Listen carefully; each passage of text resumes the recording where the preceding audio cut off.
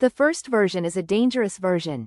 The text must have a heart, brain, and lungs. In other words, a text must have a metalevel at play.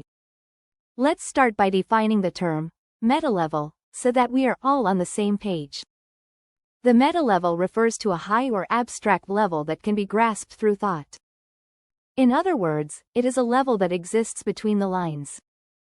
Sentences point beyond themselves linguistically, forming meaning in the reader's mind. The reader interprets the text beyond what is explicitly stated.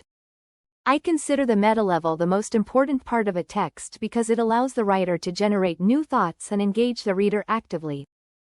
The metalevel intellectually challenges the reader to think in new ways and evokes emotions. A writer who uses the metalevel effectively can embed details that reflect broader interpretations, creating a kind of subconscious roadmap for the characters.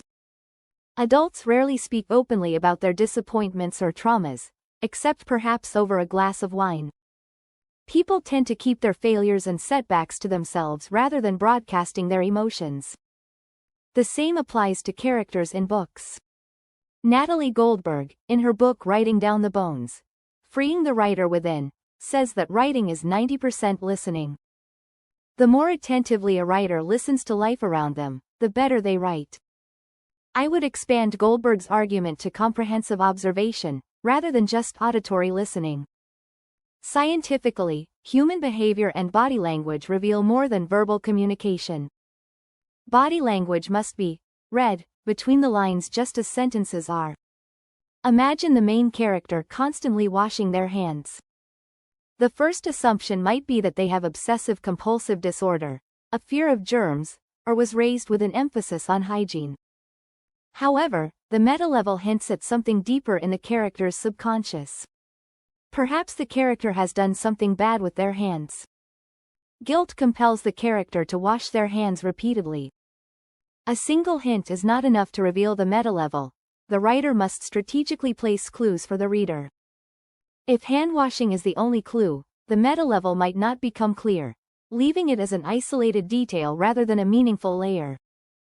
If a reader has to extract all meaning from between the lines, the text may become too abstract, and the writer's intended meaning might not reach the audience.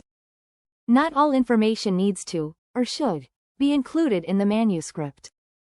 A writer can learn to use and refine the metalevel by reading literature and literary discussions, practicing with writing exercises, and observing life and drawing conclusions from people's behavior. Understanding common symbols, such as animals, colors, or mathematical signs, helps a writer subtly guide the reader in the right direction. These elements can be used in descriptions, metaphors, or character development. Most of us naturally recognize the metalevel, and an experienced writer can utilize this linguistically accessible dimension. Metalevels are necessary because they bring a text to life and remind the reader that things often have more than one side.